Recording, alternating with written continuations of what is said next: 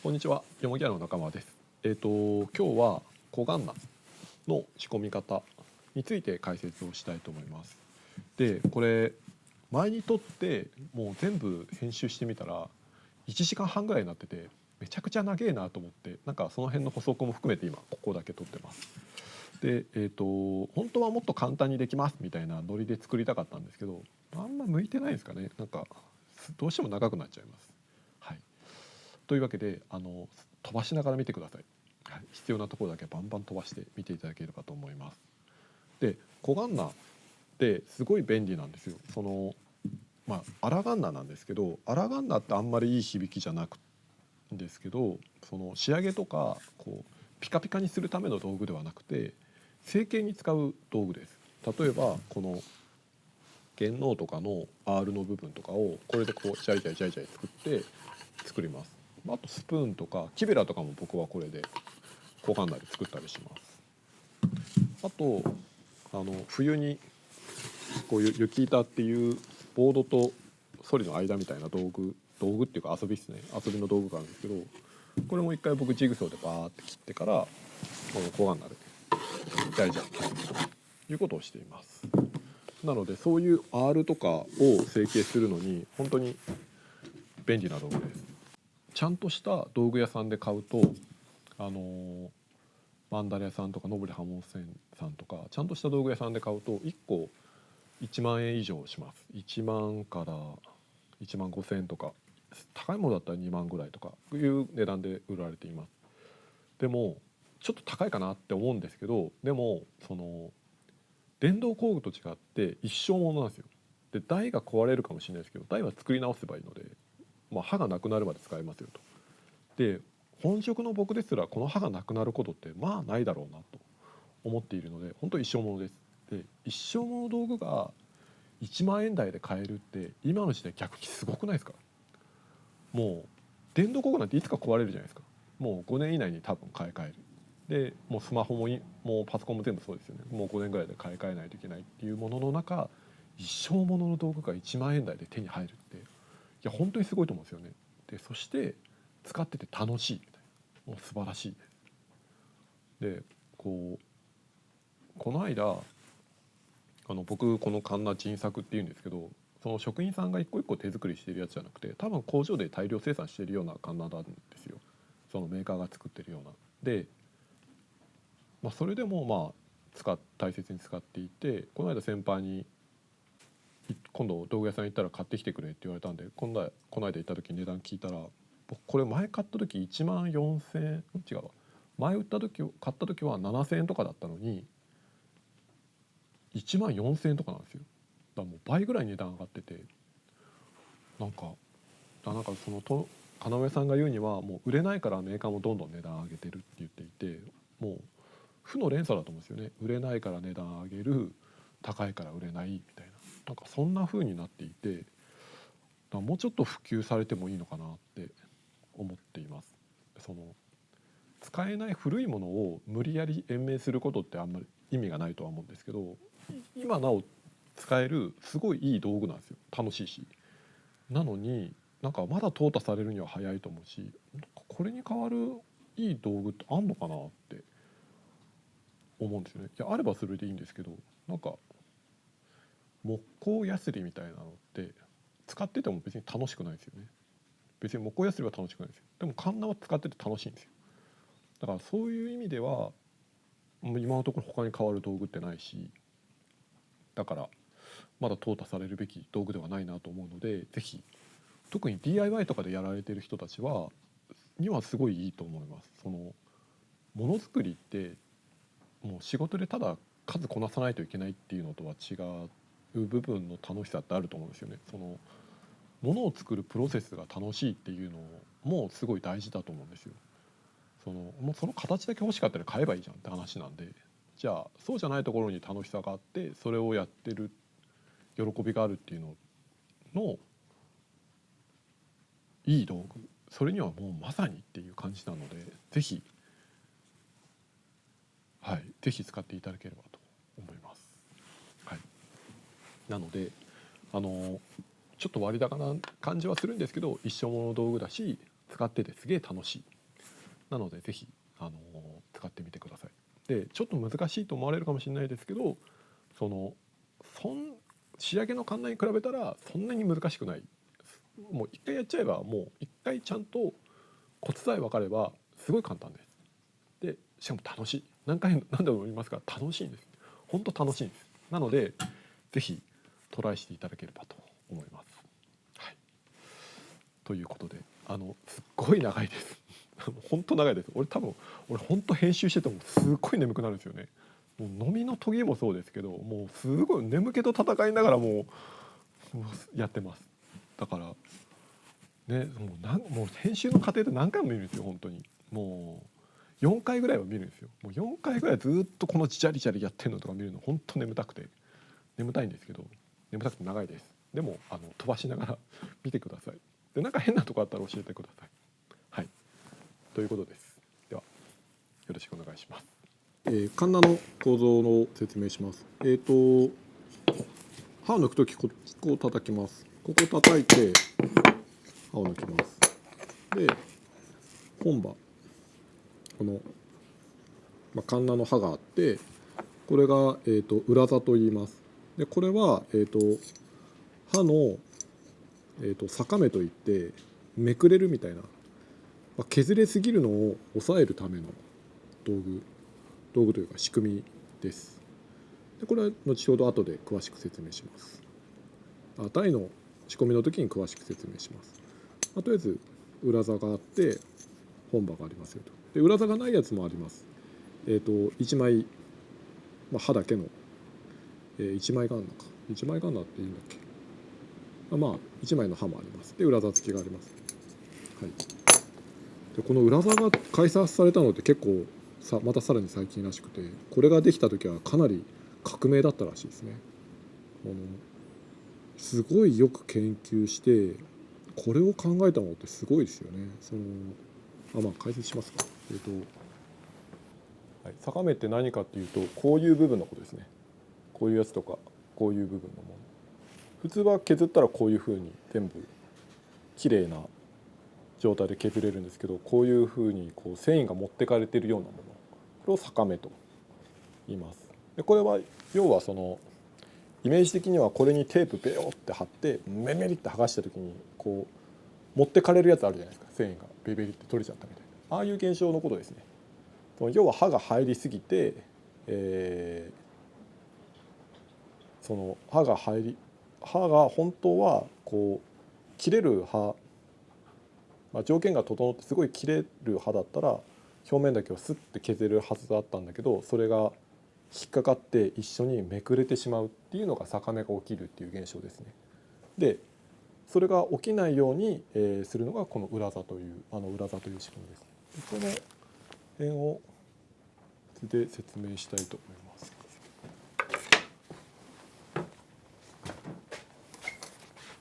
はい。この裏座ですね。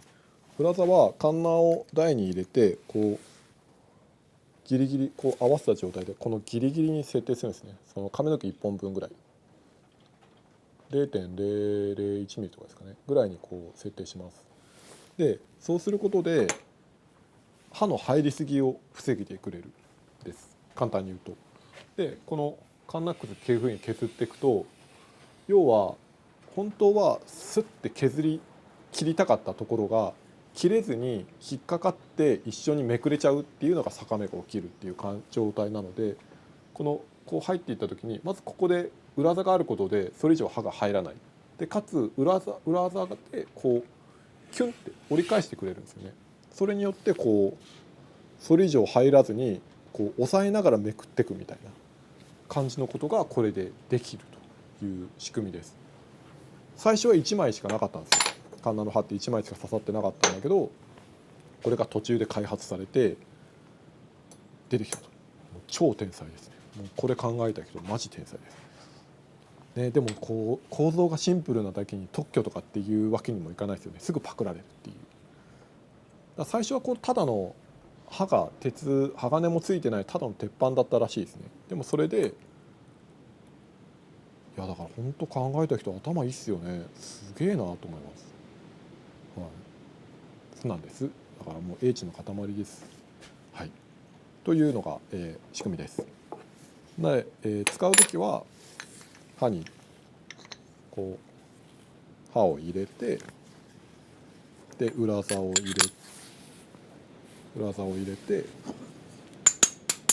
でこうやって刃の削りたい量ですね、だけ刃を出してあげて、裏竿もその刃1本分ぐらいセットして使うみたいな感じです。すごいシンプルな道具です。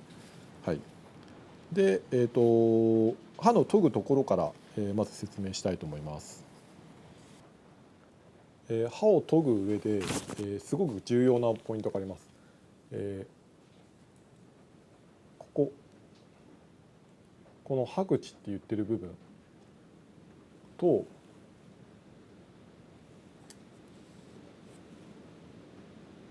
これダメな例なんですけど、この斜めのこの刃の斜めになってる部分がここ重なってるんですよね。これ良くない例です。本当は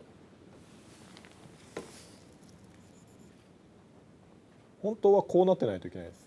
そのカンナの刃は、この刃口のところのここですね、ここよりも鋼は内側に入ってないといけないんです。ここよりも外に出てますよね。ここより外に出てますよね。でこれがあると使えないわけじゃないんですけど、ここにカンナくずが詰まるんですよ。ここの部分にカンナくずが詰まりやすくなる、詰まるんですよ。こういうことです。ここに、ゴミ詰まりますよね。ここ本当はこの刃口より刃が内側に、刃口より鋼が内側に入っていれば、ここの角にこうやってあまり詰まらないんですけど、こういうふうに出っ張ってるとこの隙間に若干入っちゃうんですよね。するとこういうふうにカンナくずが出てこなくて、カンナくずが詰まりやすくなると。なのでここを落とします。この黒い部分をグラインダーで落としてあげます。これは、刃が短くなっていくとこの斜めの部分でどんどん短くなっていくじゃないですか。するとここが、こういう現象が起きて、でこういうふうになったらまたグラインダーで削ってっていうことを使っていきます。なので、今回はグラインダーでまずこの斜め落とすところをやって、それから研いで研いでいきます。耳を落とすっていうんですけど、カンナのさっきの斜めのところを落とします。マッキーでさっき鉛筆でラフに書きましたが、マッキーでこの辺まで落とすというのをチェックします。で刃を抜いて、こ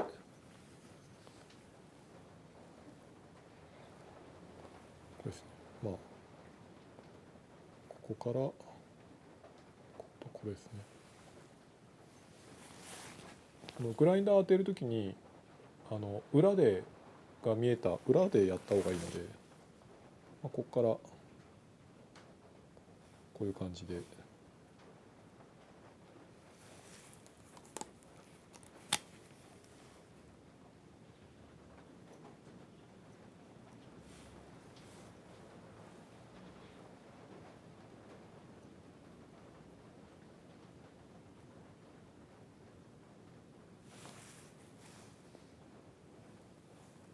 この黒い部分をグラインダーで削ります。マッキーで書いた方がいいですね。鉛筆だと消えちゃうので。あとグラインダーで熱加わるので、水も用意してください。黒いマッキーつけたところまで削ります。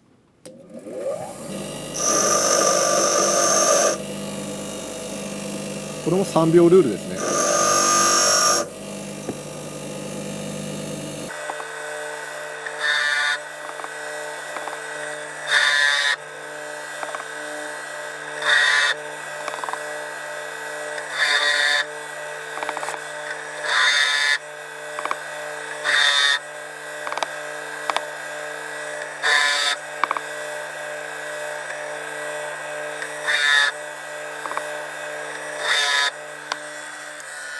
これグラインダー入れた状態です。この際より中に、この際より中にっていう感じですね。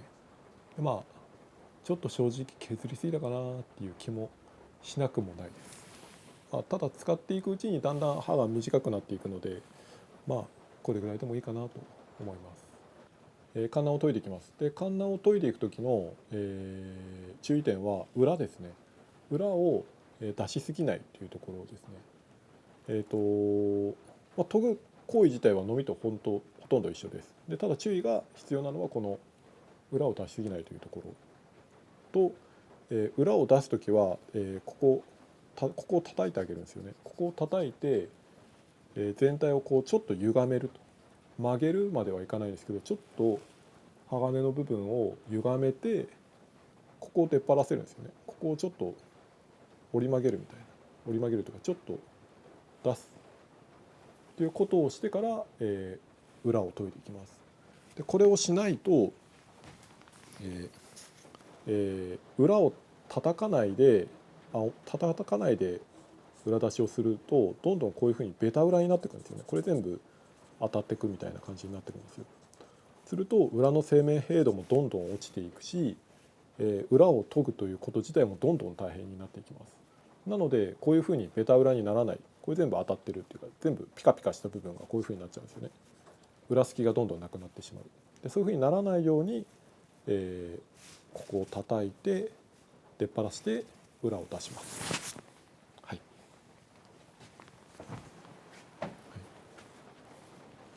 では裏出しをします。叩くところは先ほども言ったんですが、ここですね。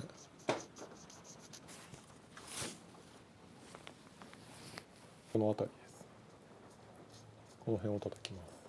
この辺叩いちゃうと鋼割れるので先端は叩かないです。この辺を叩かないです。ダメです。叩くのはこの辺です。イメージは鋼をこうやって叩いて折り曲げるわけではなく、叩いて、歪めるって感じです。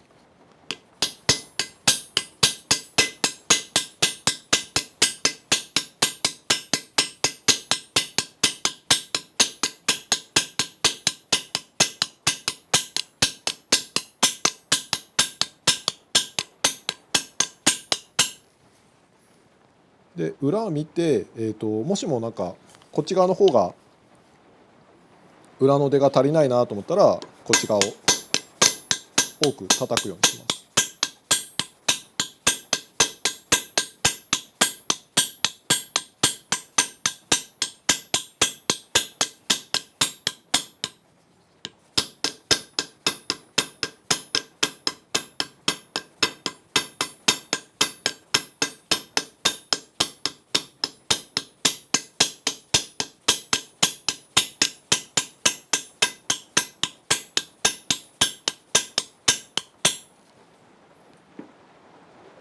叩いてるなんかリズムみたいのは、一回当てた場所コンって当てて同じ場所強くコントントン、場所の確認、いきなりここガーン叩いたら危ないですね、欠けるので、軽くトンって場所確認してドントンドントンドントンドントンドンって感じですね。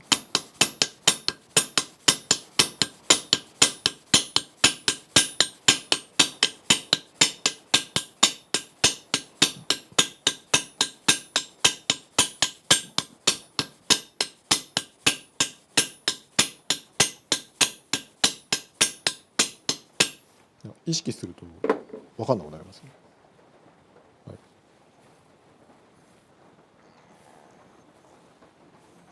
はい、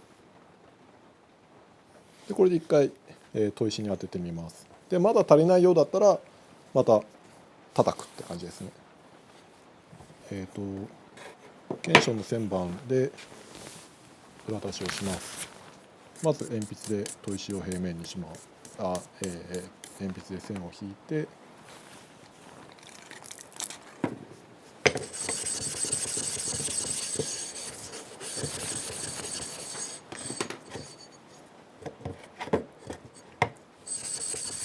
結構雨降ってるので雨の音が入ってるかもしれないです。すいません。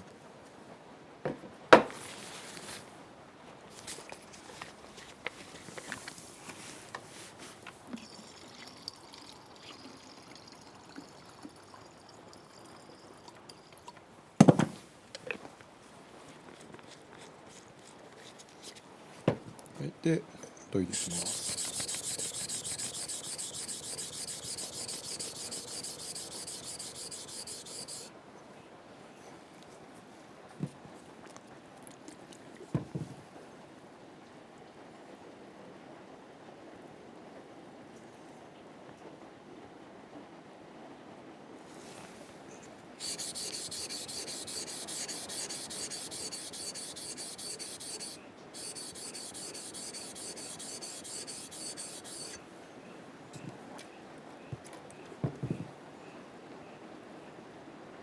叩いてあげるとやっぱすぐ出るんですよね。だからやっぱり叩いた方がいいですよね。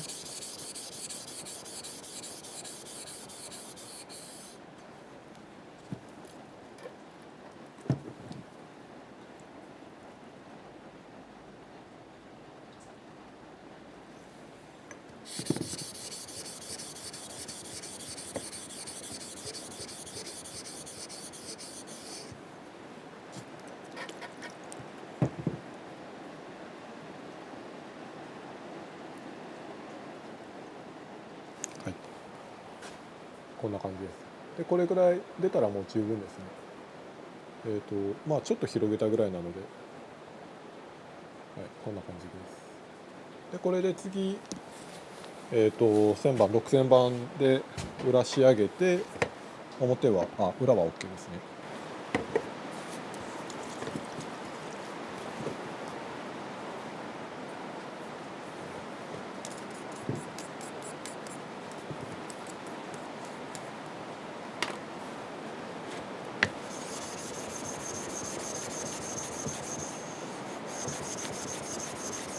めっちゃ降ってますね、雨。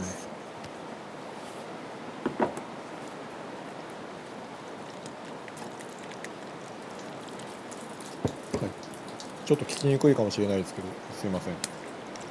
じゃあ6000番です。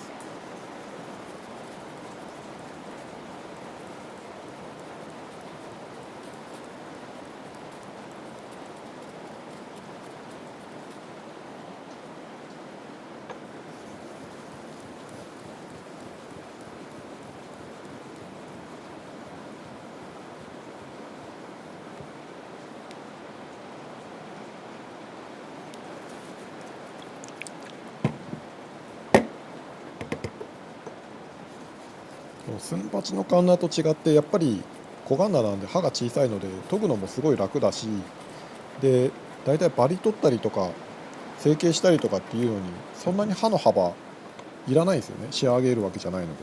なので小カンナで十分だし、小カンナの方がすごい使い勝手が本当にいいのでおすすめです。おすすめしすぎなぐらいですね。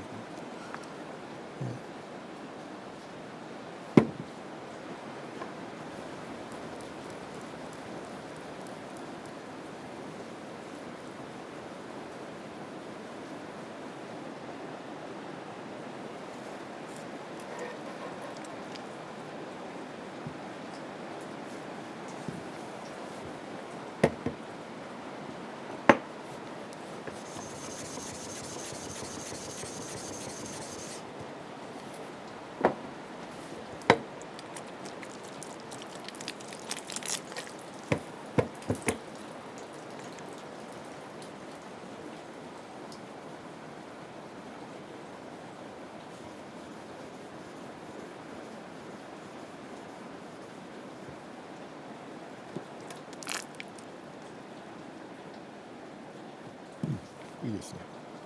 はい、はい、6000番が終わった感じです。で6000番なので刃の細かい鏡面って感じではないですけども、その超仕上げでやるわけではないので6000番でも全然十分です。はい、こんな感じです。はい、で、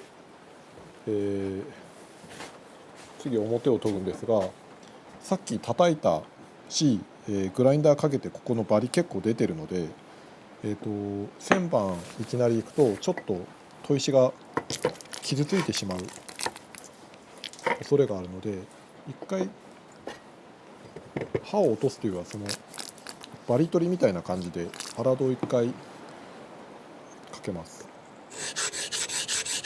もうなんか明らかにガリガリ言ってますもんね、バリが。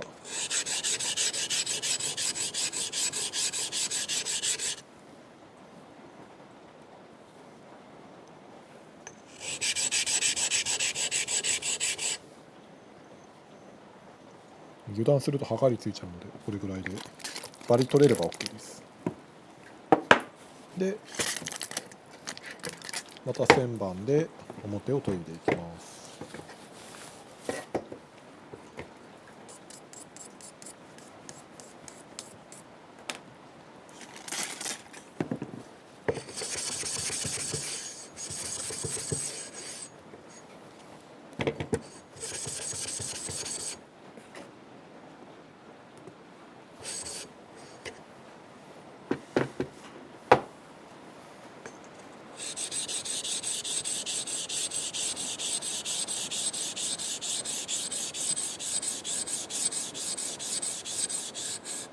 あ、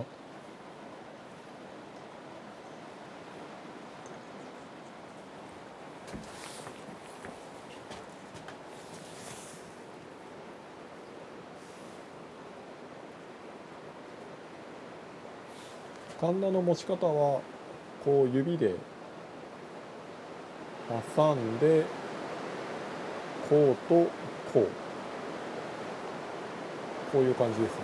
挟んでこことここ、すみません、めちゃくちゃ雨の音が入ってると思います。挟んでここを押さえながらここを押さえて研いでいくっていう感じです。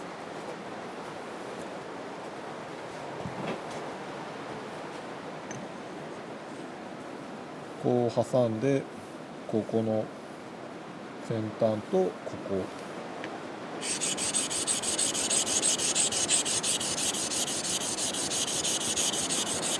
まああれなんですよね、こういう雨の時だから今日現場ないので開けたのでこれが取れるっていうのもあるので、まあ、雨の音はしょうがないと思っていただけたら嬉しいですね。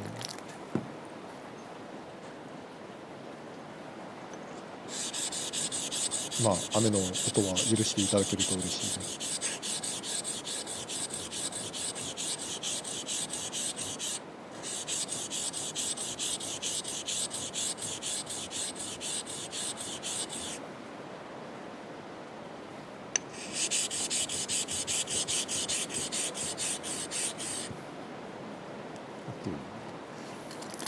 で、刃返りが十分についたので、次は6000番に行きます。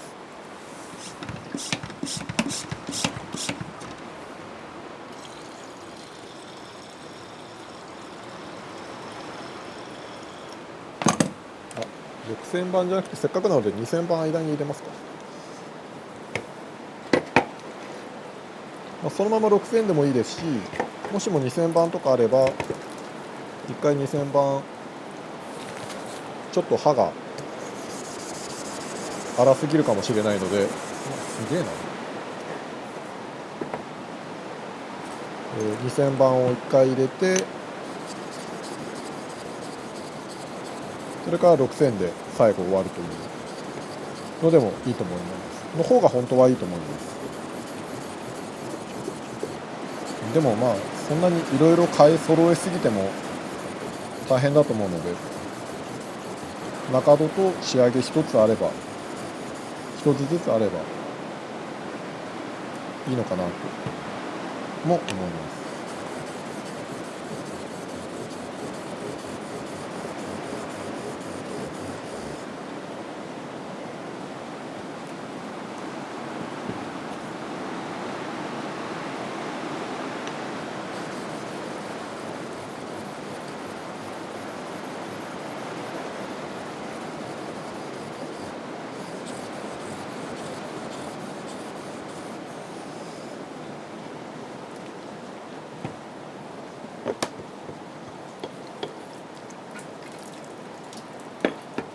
で、次6000番です。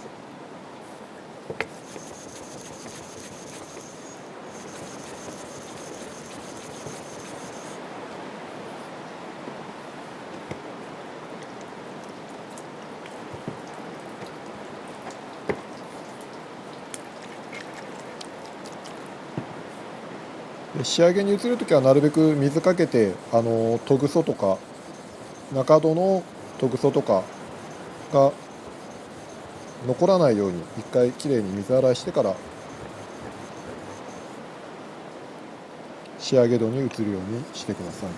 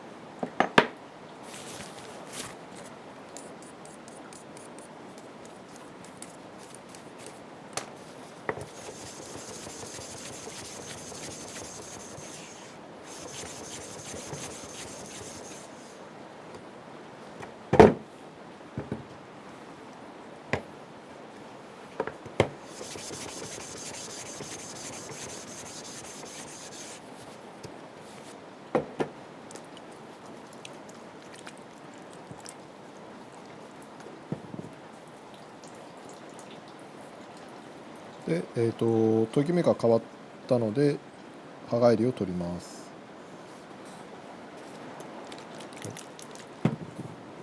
刃返りを取ってまた表と裏を交互に少し研いで終わりですね。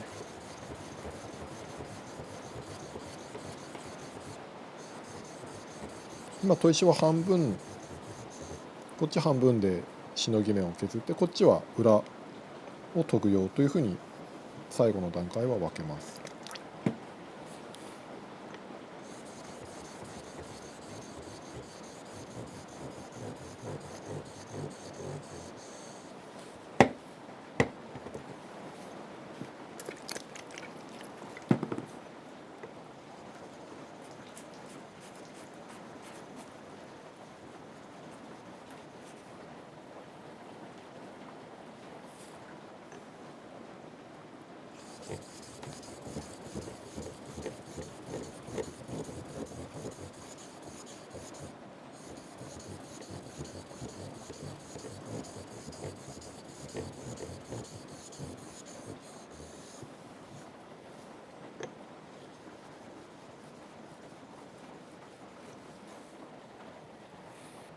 切り終わった状態で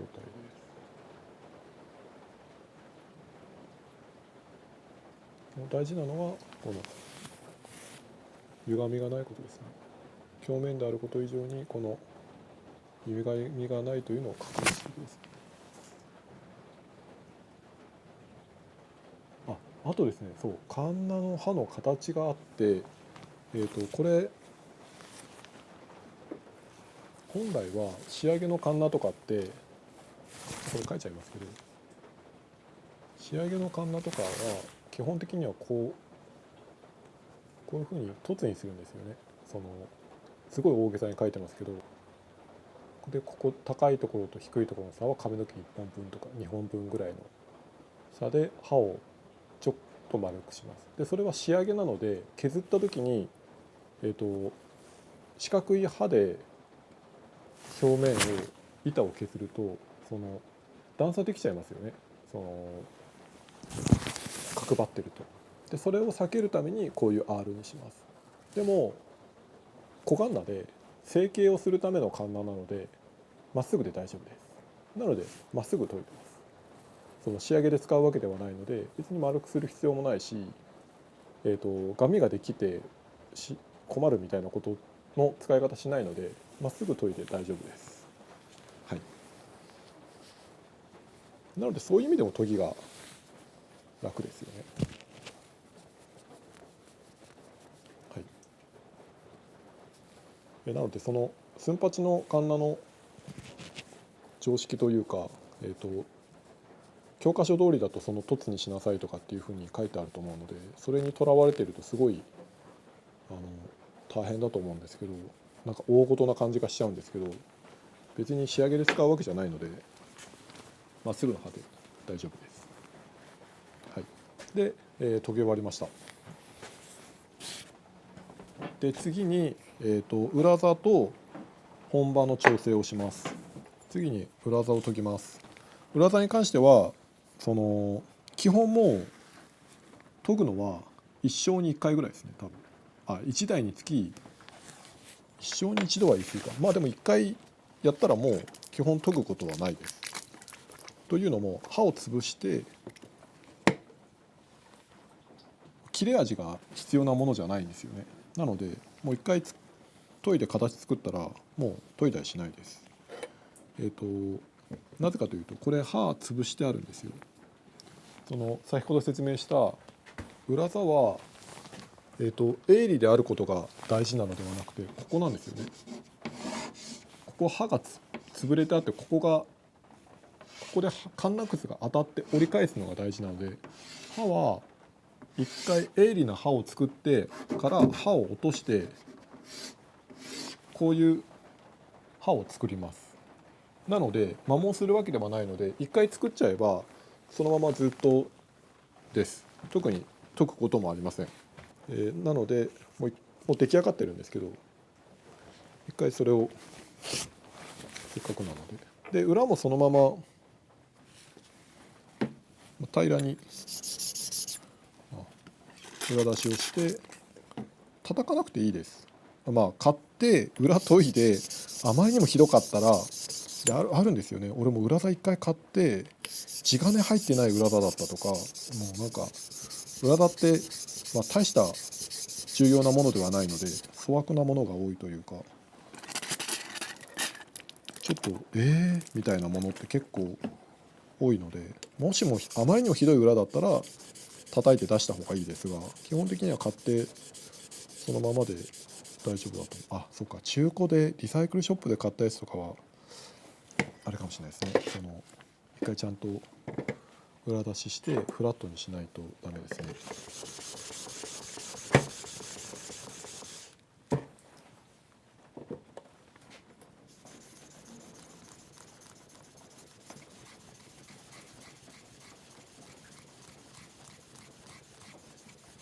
まず裏を平らにします。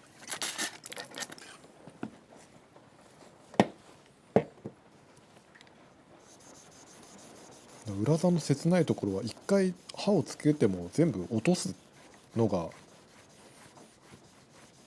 正解っていうところはなんかこの裏座の切ないところですよね。研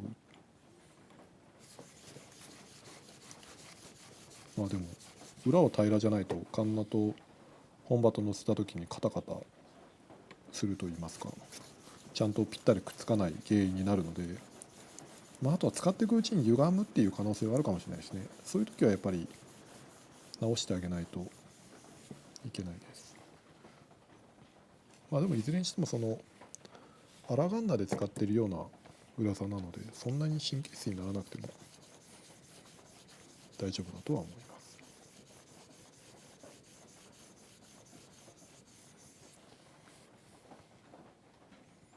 この位置ですね。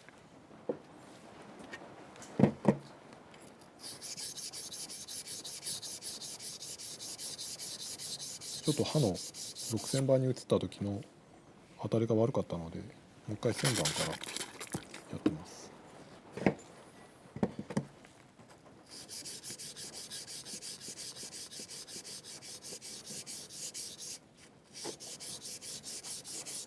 もう6000番で角が砥石に当たらないという時は思い切って1000番に戻った方が絶対早いです。それだけ歪んでるというか平らじゃないということなので、それで6000番で一生懸命やってもなんか平らじゃなくて6000番で無理やり光らせたっていうだけっていうことが多いので、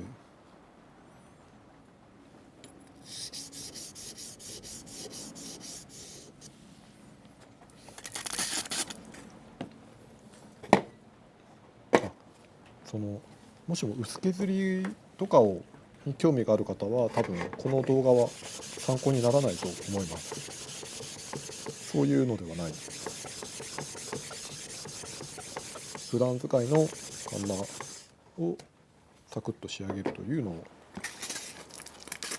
目的としてます。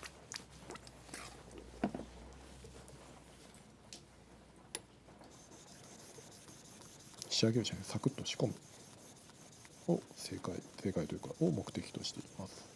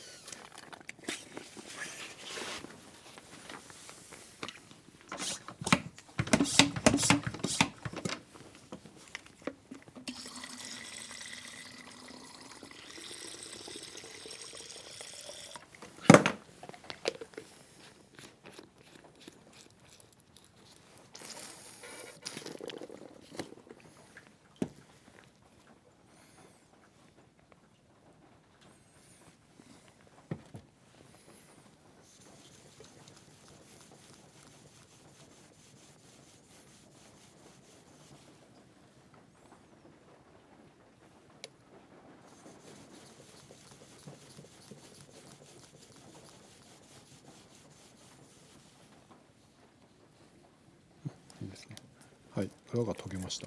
で裏が研げたので今度表を研ぎます。あ、これ刃潰してるのか。ちょっとこれ刃潰してあるのでこれ鋭利にするところはやらないですが、もしもあまりにも曲がってる刃だと、鋭利にして一旦ちゃんと研いで、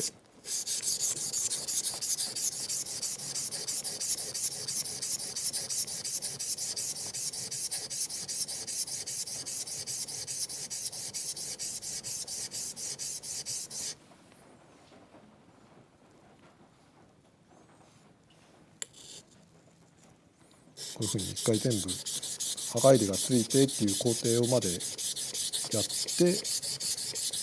あげます。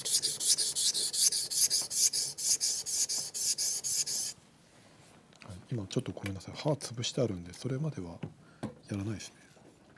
これグラインダー入れてまではあれなので、刃返りがついたとして6000万バネ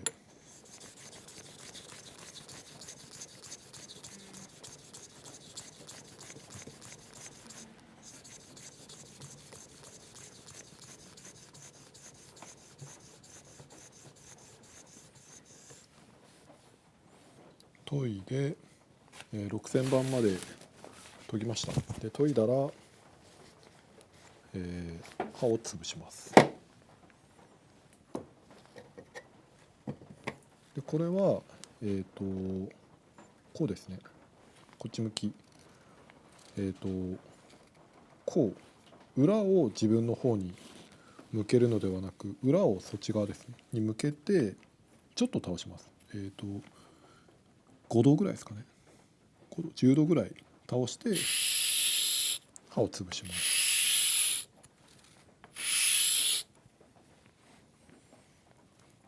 はい、でこの刃を潰す量は出したいカンナくずと同じぐらいの量、厚みですね。最低でもそれぐらいです。はい、こんなもんですね。でこれで完成です。あとちょっとバリを取ってですね、仕上げでも取って、そしたらバリがこっちにちょっと出てくるのでそのバリを取ってあげて、これで完成です。で裏側本当に鋭利であるとかっていう必要は全くないので、ただ裏が平らで刃がまっすぐっていうことができていればそれで十分です。裏刃は刃ではないという、刃ではなく、押さえの棒みたいな、押さえ棒と同じようなもんですよね。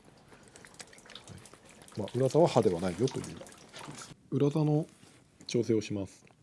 まず裏刃を、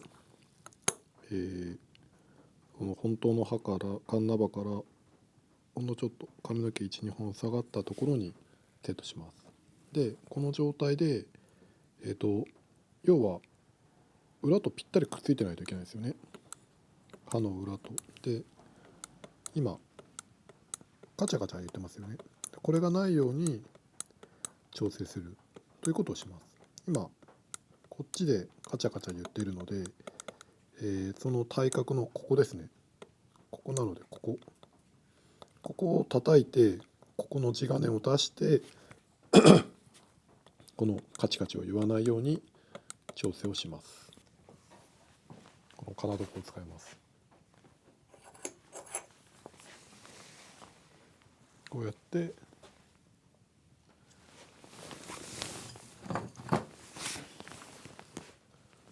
出したいところをこうやって叩いてあげます。でまたカンナ刃を置いて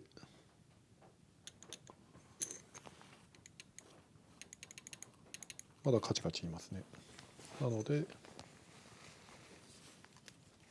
そうですね、ここの部分を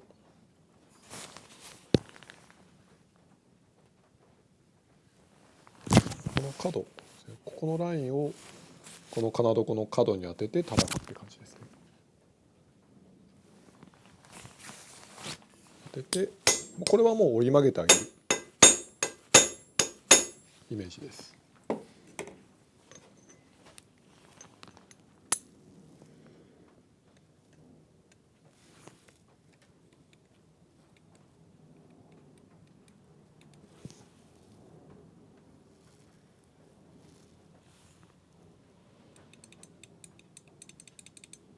大しすぎたかな、ちょっと大しすぎましたね。反対側がカチャカチャいってるのでこんな感じか。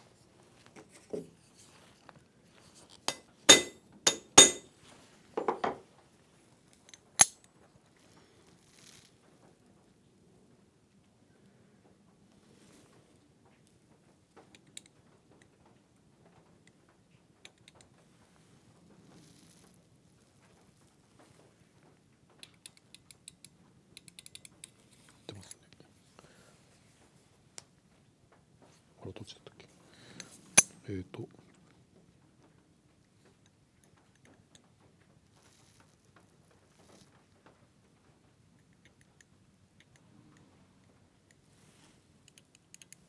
ですね、これを叩きます。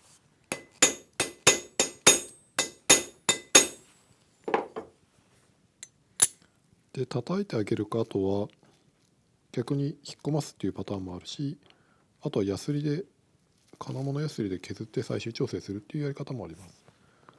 これ OK ですね。カチカチ言わなくなりました。はい。でこれで裏刃の調整は OK です。で次に台の調整ですね。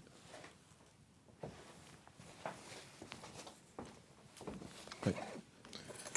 今度これをこれ入れた時のこのきつさですね。でこれがめちゃくちゃ硬いと、木が割れます。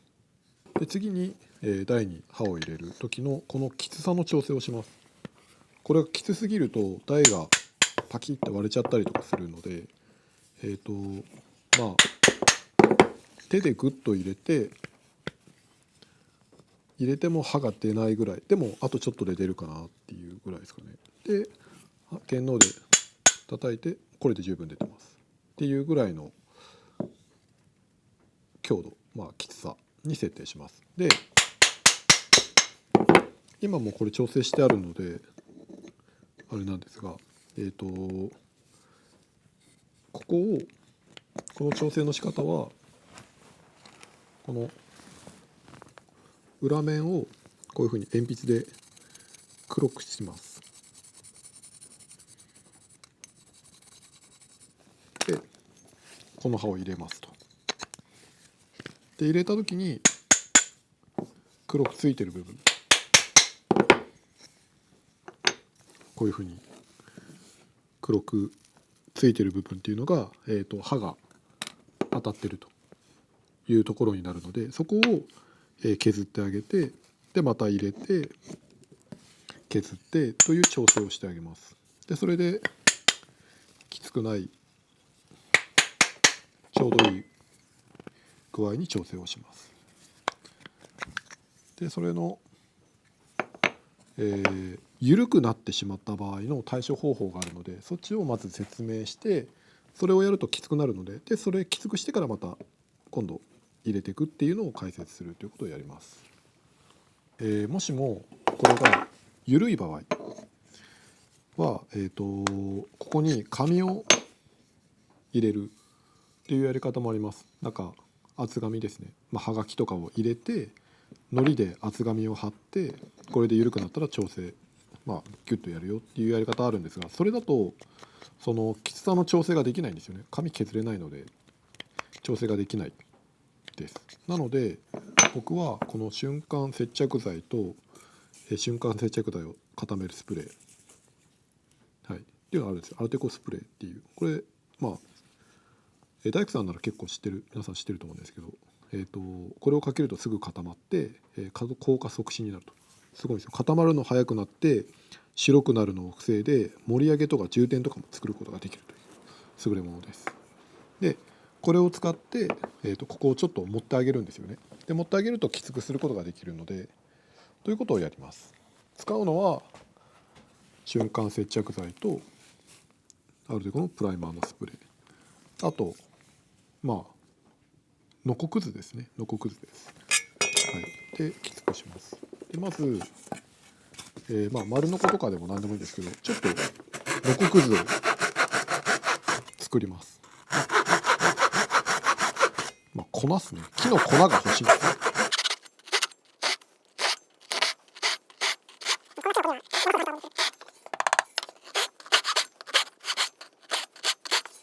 ノコクズの粉ですね。こういう粉、こっちか。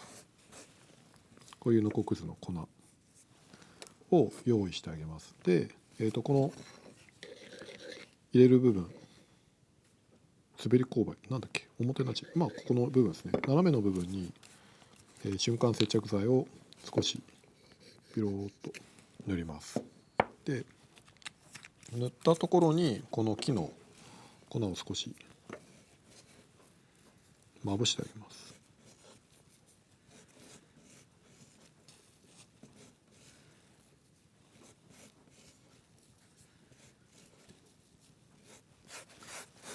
あとこれやる時のポイントは、この上のこの辺とかってきつくする意味がないので、刃の真ん中ら辺か、ちょっと真ん中より下ぐらいの場所ですかねに、粉をつけてあげます。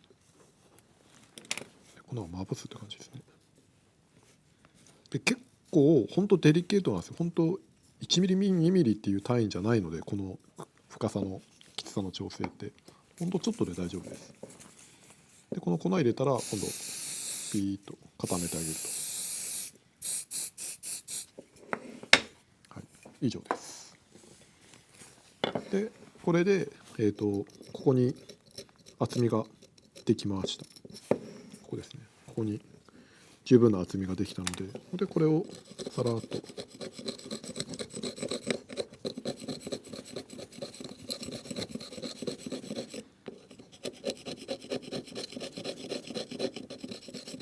その表面の明らかに固めに切れてないというか多いやつを取ってあげます。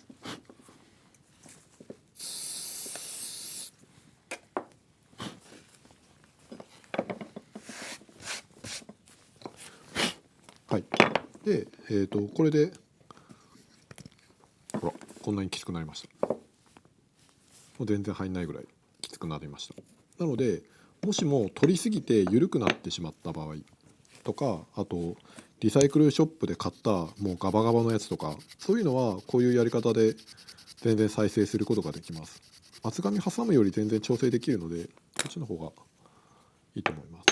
またこういうふうに鉛筆つけてあげて、調整をします。で調整する時のおすすめは、このもう何でもいいんですけど、安いのみをグラインダーで削ってあげます。今見せるんですが、ここをあえてグラインダーでここをじーっと正面からガーって削って、ここにバリいっぱい作るんですよ。でそのバリでここを削るという感じにします。でこれ教科書とかだとのみでここを削るって書いてるんですけど、のみだと微調整できないんですよ。そのスクレーパーみたいなこうギザギザしたものをのみを作ってあげると、本当ヤスリみたいにすごい細かい微調整ができます。でそれでやった方が絶対綺麗にできるし簡単だと思います。なので、まずそれはもう本当安いのみでいいです。これなんか100円ショップで昔買ったっていうのをもらったやつですね。昔100円ショップでのみが売ってたっていうのもすごい衝撃的ですけど、昔あったんですね。はい、ででこれはカンナ調整用ののみなんです。でそれを今作りたいと思います。よいしょ。はい、でこれを、もう本当にこうですね、のみをこういうふうにザーッとやります。するとここがバリいっぱい出てザラザラするので、それでここを削るということです。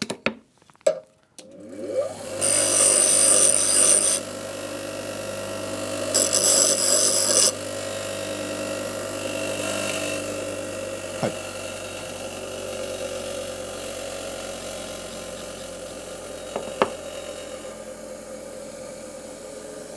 い、もうちょっとギザギザしてますね。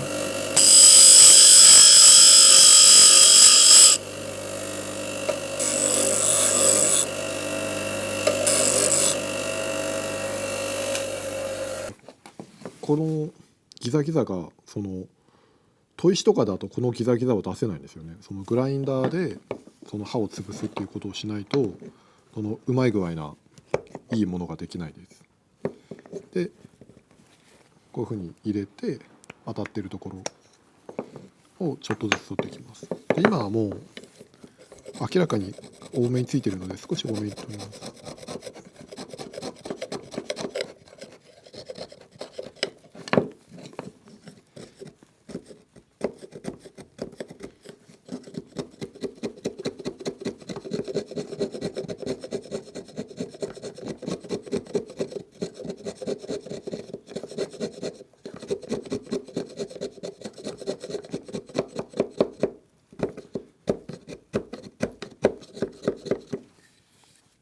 でこれちょっとさっきよりきつくなりました。で手で入れて、で今刃が斜めですよね。すごい斜めに入ってるんです。でこれはこっち側がすごい高いってことですね。こっち側が高いからこっち側が低い、こっち側はっていうところなので、そういうのを確認しながら、削っていきます。で黒い線がちょっと確認できないようであれば鉛筆でもう一回黒くしてこれをギュッと入れて、こんなに斜めなんです。すごい刃が斜めに入ってますよね。でそれを抜いて、今は多分この辺りですね、この辺の黒いのが当たってるっていう感じだと思います。で今斜めに入ってたんで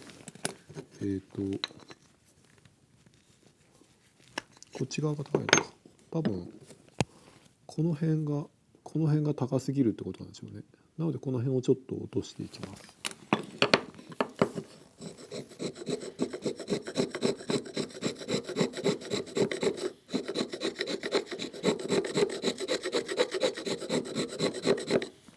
でこれが本当研いであるのみだとこういう削れ方しないので、はい、ですね。まだ斜めに入っててっていう感じです。なので今こういう風に入ってるので、もうこっち側なので、こっち側ですね、こっち側も削る必要はないですね。こっち側だけを削るという風にしていきます。で、当たってるところを外して確認しながらですね、どうやればいいのかなと。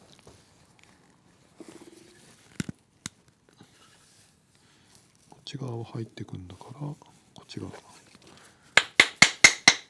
でもちょっとずつですね、一つ一つ確認しながら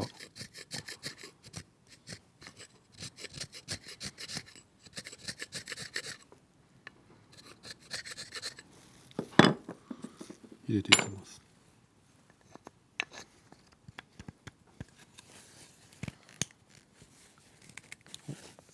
これでだんだん平らぐらいになりましたね。でまた黒いところを確認して、特にこの辺ですね、この辺は当たる必要が全くないところなので、この辺が当たってきついっていうのは良くないので、この辺はちょっと多めにというか取っちゃいます。まあここがもうガバガバだったらあまり意味はないんですけど、でも逆にここがきつくて入っていかないっていう状況は避けたいですね。はい、でギュッと入れてみます。であと大事なのがこの隙間ですね。こことここの隙間、この隙間を確認して、ここが狭くて入っていかないっていう状況もあるんですよ。で特にこれカンナって木なので収縮するので、ここがみちみちだと乾燥した時にこの台がキュッてしまって、鉄にぶつかって木はこうやって迫ってくるので、ここがパキッて割れるっていうことが起こります。なのでこの隙間はこういうふうに光に当てて確認します。こっち側の隙間、これがちゃんと空いてるというのを確認しながらですね、これも定期的に確認してください。確認しないと、ここが中が詰まって当たって、カンナが割れるっていうことにもなるし、ここが詰まって、きついっていうのは何の意味もないので、ここは気をつけてください。この隙間を調整するのはこの一部ののみですね。一部なので3ミリののみっていうのがあるので、それで調整します。3ミリののみでここ当たっている場合は取ってあげてください。まだもうちょっとこの当たってる部分、特に黒光り鉛筆の跡がうまくついてなくても擦れてる部分は黒光りするので、こう光に当てながら黒く光ったところとかを見つけてそこを削ってあげる。で後半の方になってくると、削る前にここを削るとどうなるかっていうのも考えながらですね、イメージしながら、ここ削ってでも斜めに入ってたら意味ないなとかっていうのも考えながら削っていきます。今ちょっと若干斜めだったので、今度ここだけを削るとかですね。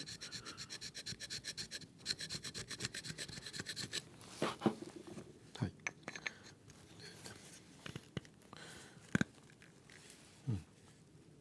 こんなもんですね。はい、で調整をしていきます。この調整が良くないと刃が斜めになったりとか、入れていっても刃が斜めになりますとかっていうことになるので、そうならないように十分考えながら、斜めになるようだったら斜めにならないように片方を削って片方を残しておくって感じですね。で調整していきます。でここ油塗るっていう人もいますね。油塗って調整するっていう人もいます。で僕はあまりきつめにするのが好きなどうせ緩むからちょっときつめにしとけっていう人もいるんですけど、僕はこれで簡単に直せるので緩めにしといた方が好きですね。あんまりガンガン叩いて調整したくないので割と緩めに設定してます。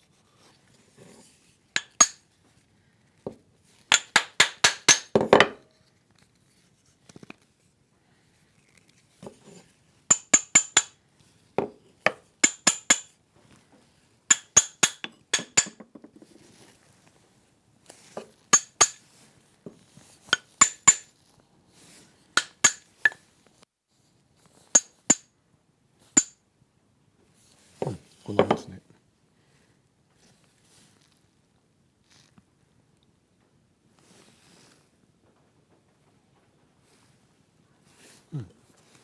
OK ですっていうぐらいで調整をしていきます。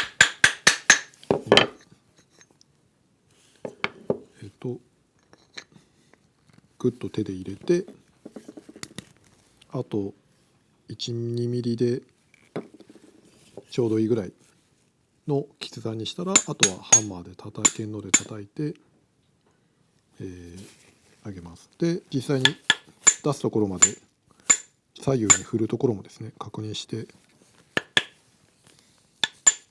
斜めになってないかですね。で今刃がちょうど出た感じです。で今刃が出てない状態です。特に何も出っ張ってないです。でこれを叩いて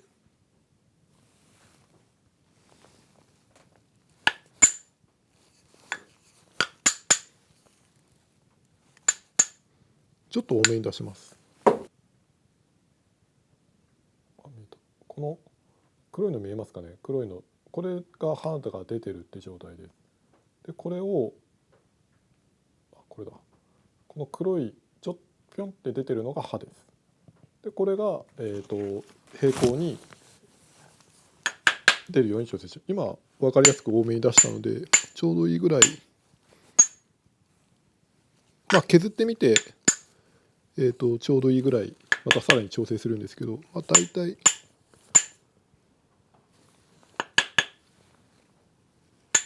そのミリ単位で出すもんではないですね。0.5 ミリでも全然出しすぎぐらいな感じです。このうっすらちょっと見えますかね。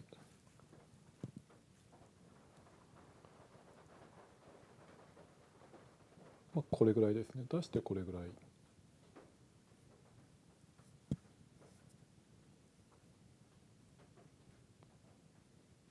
ていう感じです。っていうぐらいで、これでちゃんと平行に、台と平行にこれぐらい出るなっていうのを確認して、で裏座を試しに入れます。で裏座が硬すぎて入らないっていうこともあるので、これもギュッと入れて手で入れて、裏座に関しては1センチぐらいですかね。1センチ言い過ぎか、5ミリぐらいかな。5ミリぐらい下がった場所で止まるぐらいのきつさにして、でもしもこれがきつすぎたら今度さっき、叩いて折り曲げたじゃないですか。逆に潰して、この角度ですね、これが曲げすぎてればきつくなっちゃうので、今度これも戻してカタカタも調整しながら、こうちゃんと裏座が入るような高さに調整してあげます。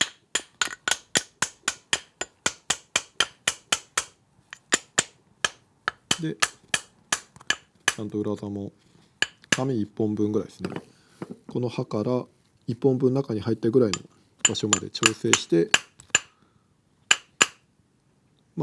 きつさ的に硬さ的に問題ないねというのが確認できたら、ここの仕込みの部分は完成です。で裏座のきつさっていうのは、きつさというか仕込み具合というのは、さっきこうですね、今この髪の毛1本分ぐらい、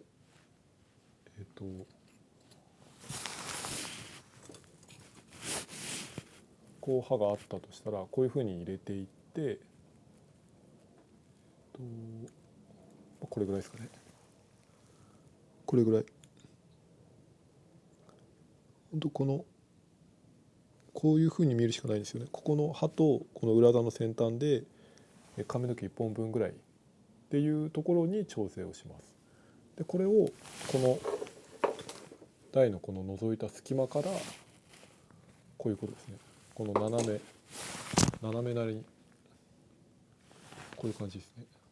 こういう風に斜めに覗いてこの光の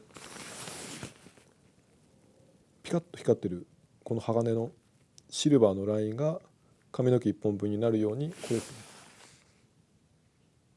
この光ってるのを確認しながら裏技を締めていくということをやります。ということをこういうふうに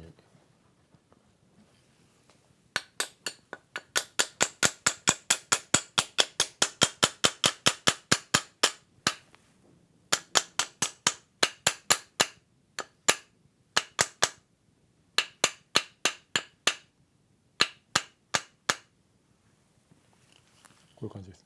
こういう感じで調整をしていきます。でこれもちょっとカメラだと見にくいですけど、そのピカッと光るシルバーの光が髪の毛1本分くらいのところに調整をします。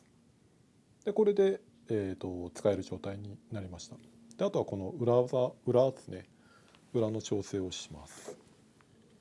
こうですね、こういうふうに見た時の断面がこうなってますとした時に、カンナは、アラガンナはまずこういうふうに削りますと、ここが、極端に言うとこんな感じですね。こんな感じの形にします。大事なのは2点接点だった話ですね。ここの接点とこことここ、歯口の手前ですね。ここが、平らでついていて、あとのこことこの中は、へこんでいるよと、この2点接点ですよという形を作ります。でこの2点接点でこうまっすぐ来て当たった部分だけ削れていくということになるので、2点接点を作りますよという話ですね。でこのカンナで言うと、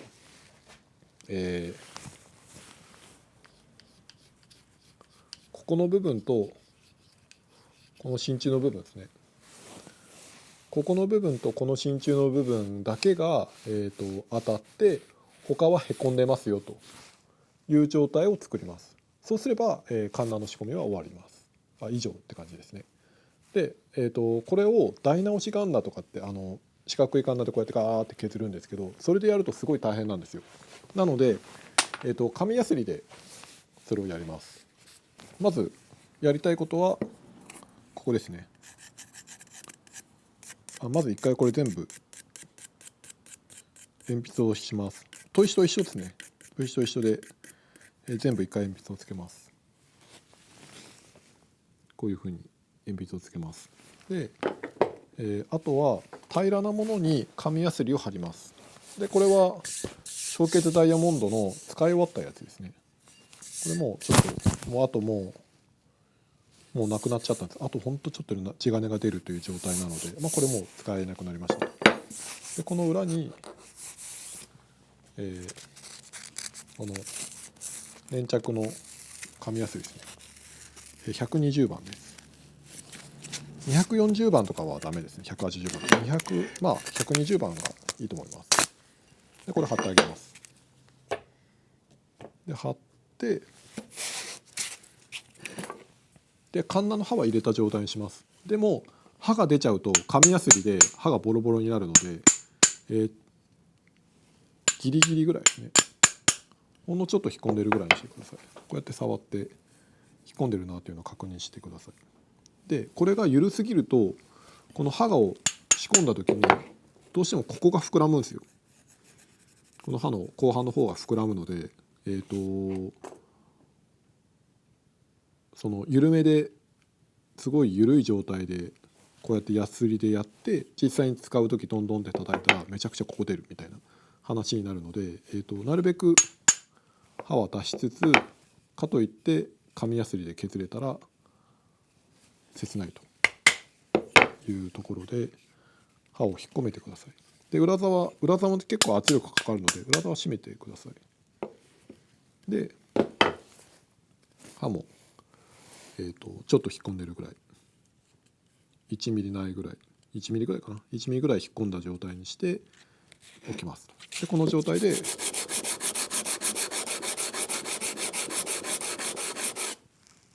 かけます。で僕はその台の形使っていくとどんどんここが摩耗していってここの形がどんどん狂ってきます。中くぼみになるんですよね、大体が。なのでそれを避けるために真鍮を貼っています。アラガンナなので、そんなまめに調整するのも大変なので、これをやっておけば、台の調整があまりいらないというか、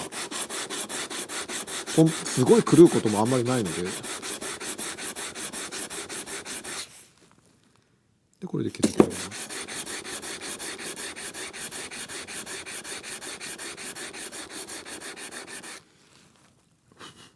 はい。で、今鉛筆が残っているところ、この辺残ってますね。この辺鉛筆は残ってて、この辺なくなりました。でこの辺もなくなりましたと。で今鉛筆が残ってないところは、高い、鉛筆の跡がないところは平らっていうところですね。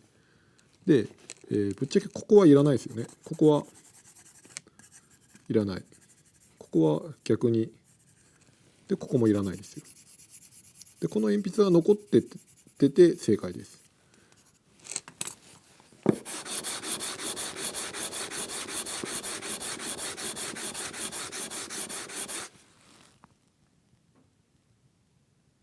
はい。今当たっての跡が残ってるところってここですよね。こことあとほんのちょっとこの辺が鉛筆の跡が残っていて、この辺残ってないですね。この辺もちょっと残ってる。この辺が残ってないってことは今こことここは平らっていうことですね。こことここが平らで、この辺は低い状態になってる。なのであの形にもう大体なってるんですよね。で今逆にここが当たりすぎてるので、この辺をちょっと取ってあげます。この辺を逆に取ってあげないといけないって感じですね。で、今こことここ以外は当たらなくていいよという状態ですね。なので以外はへこんでてほしいということです。なのでそういう時にこういうスクレーパー、これ古いカンナの刃ですねを当てて、ここのみでもいいです。のみ立てて、のみ切れなくなっちゃうのであまりのみは僕使わないですけど、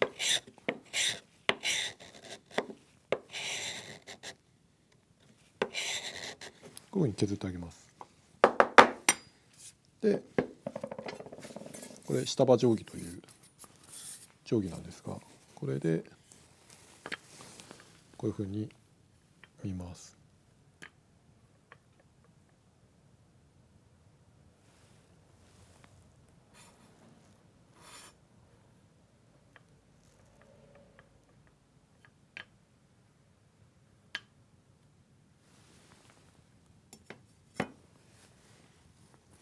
で当たっているところがあればまた削ってあげると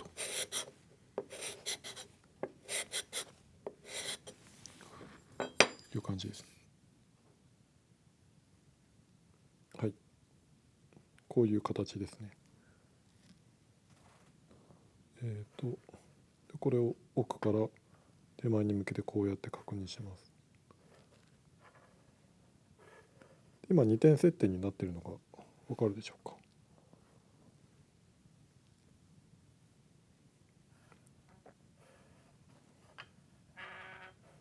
ここが当たっていて、この刃口のラインも当たっていて、他は光が漏れているという状態です。ちょっとこの辺チラチラしてますよね。この辺チラチラチラチラってしているのがまだちょっと高いということですね。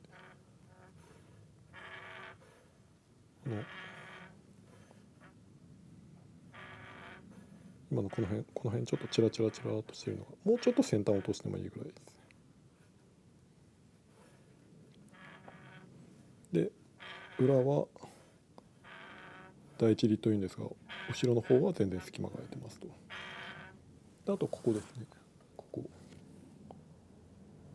刃口のここのラインと手前のここのラインが、平らになっているというのを確認して、あと斜めもですね確認して、ここも確認してあげま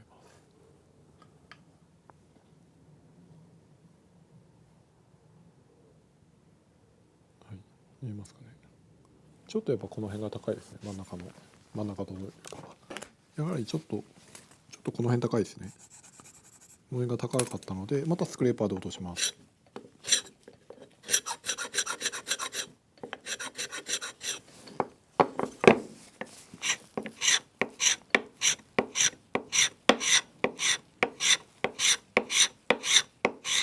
はい、これで OK です。なので、要はこことここだけがついて、あとはくぼんでるという形を作ってあげればいいです。で、下刃定規、小さい小柄なので下刃定規当てて確認することもないかもしれないですね。ヤスリで鉛筆こうザーッとこういうふうにつけて、こういうふうに当てて削ってあげて、パッと裏を見て、こことここは今削れてますよね。でそれ以外のところの鉛筆は残ってるよっていうのを確認すれば、大体の形はできてます。でもうそれが作れれば小雁に関してはもう十分だと思いますし、その下刃定規で斜めもねじれも確認してとかっていうと、ちょっとハードルが上がっちゃうと思うんですよね。ちょっと難しいかなっていう気がするので、まずはそのヤスリで平らにして、こことこ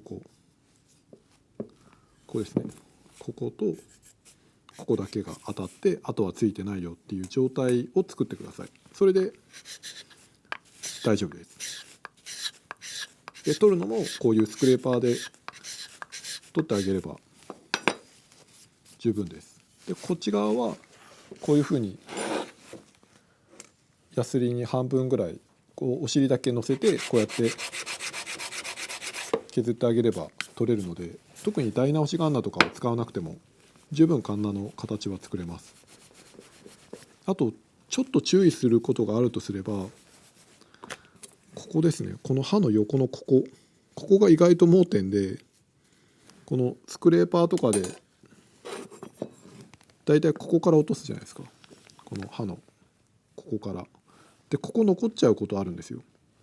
で紙やすりかけてるんでだいたい平らになってるはずなんですが、ここだけちょっと高いっていうところがあるので、ここをちょっとのみでえぐってるっていう人も結構多いです、カンナを使う方は。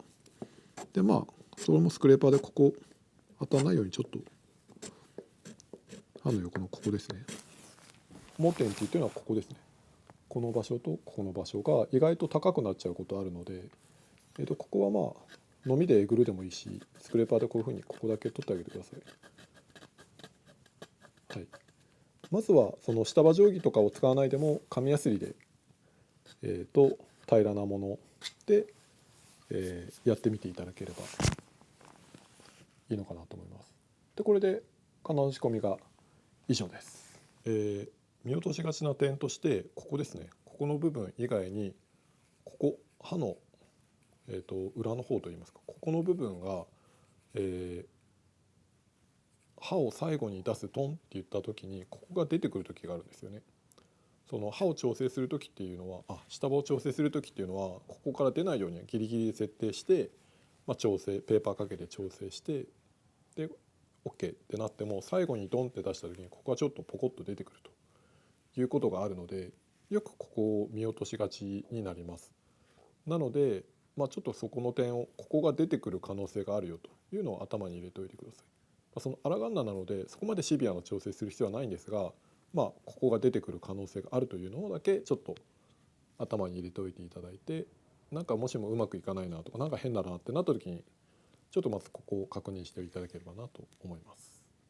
はい、はい、結構長いですね。結構長かったですね。僕もうちょっとさらっとできるかなと思ったんですけど、結構かかりました。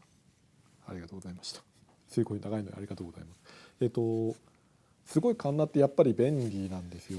なので便利なんですよ。でもちょっとハードル高いなとか敷居高いなっていう感じはするかもしれないんですけど、ぜひですね小カンナからそんなに下場定規とか大直しカンナとか使わないでも、紙やすりとスクレーパーで、紙やすりとこのカンナの刃スクレーパーで十分使える台は使えるカンナは仕込めるので、まずは小カンナから、始めていただければすごくいいのではないかと思っております。はい、どうも長い間ありがとうございました。長い間違いますね。お別れみたいですね。長時間ありがとうございました。